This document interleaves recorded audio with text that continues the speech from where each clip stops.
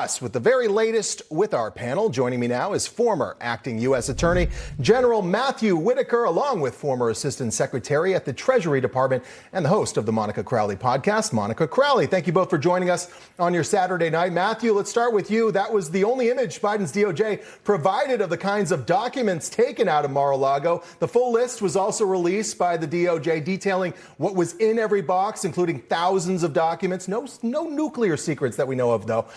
This also comes just as federal judge Eileen Cannon delayed her ruling on the former president's request to have a special master to look over the documents. So I guess, Matthew, what do you think of this judge's decision? How will it impact Trump's case moving forward? Well, I'm glad to be with you tonight. Always fun Saturday night with a Trump rally on the schedule. I think this judge is obviously going to consider very seriously the matter in front of her. I think ultimately she's going to have to appoint a special master. In this case, it's too controversial. And again, I don't think that the Department of Justice should be against accountability and oversight. That whatever investigation they think they're doing is for events that happened in the past. They're not trying to interrupt anything that's happened, going to happen in the future. And so, I just see it as a no-brainer for Judge Cannon to appoint a special master. And Monica, of course, the judge's decision, it still hasn't come out yet. It's forthcoming. If Judge Cannon does allow for this special master, it's not going to happen immediately. But the Democrats and Biden's DOJ, they do want this ruled against Trump's lawyers quickly.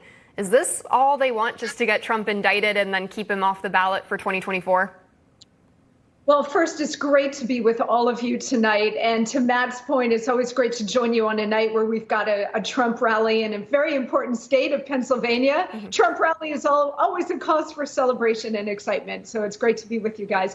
To your question, Christina, look, my sense of this, and I could be wrong, but my sense is that the Biden administration has a whole series of events teed up to attack President Trump. And of course, they were setting this up since January of this year with the whole documents issue.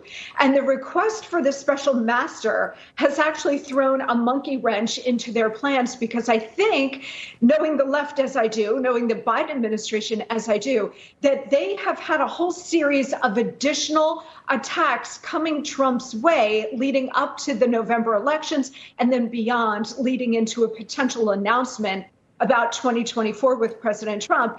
And the request of a special master has now thrown that whole leftist timeline into turmoil, because she has now delayed a decision on this. If she decides to go ahead with a special master, as she has indicated previously she's inclined to do, then that's going to put a further delay. So that's why I think you've got the Biden DOJ requesting an expeditious review of this. They're trying to block the appointment of a special master, because if you get one, now you've got a whole other series of events that have to happen that are going to prevent the left from doing what they have planned. I'm not exactly sure what it is, but I sense an indictment. I think they would like to probably indict this president before the November elections as sort of an October surprise.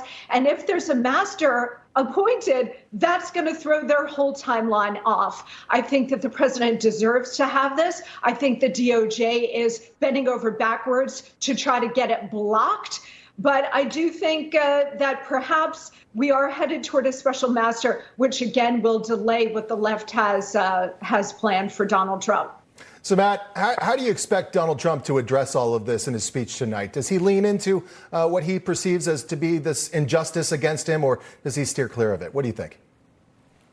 Yeah, I think he addresses it. I think he hits it straight on and consistent with what he's been saying, which is this is an unprecedented attack on, his personal residence, that this issue was being negotiated, that if anything was there that allegedly was classified, that he had declassified it. And I think, one of the things we're going to hear him talk about tonight is this idea that, they were grabbing the, Russiagate or, Russian collusion hoax documents that, again, remember, he did declassify those for sure, as well as the Hillary Clinton server. There's no doubt about that. And so I think he's going to, obviously frame it in that way. And remember, it's funny how these rallies work. In Pennsylvania, everyone I talk to that actually knows the state knows this is a very close election. I was actually in York on Wednesday of this week, and had a real sense of that the Oz election and the Mastriano election are very close. That both those candidates are working hard and are actually surprisingly complementary to each other.